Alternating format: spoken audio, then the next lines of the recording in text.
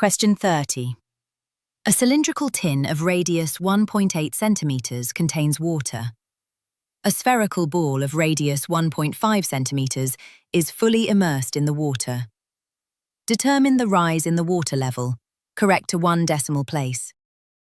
Picture the tin with water inside and the ball above it. When the ball sinks in, it pushes the water up.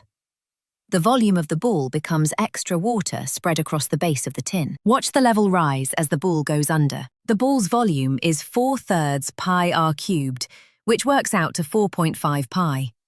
This equals the extra cylinder of water, pi big R squared times the rise h, which is 3.24 pi h. So 4.5 pi equals 3.24 pi h. The pi cancels, so h is 4.5 over 3.24, which is 1.4 centimeters to 1 decimal place.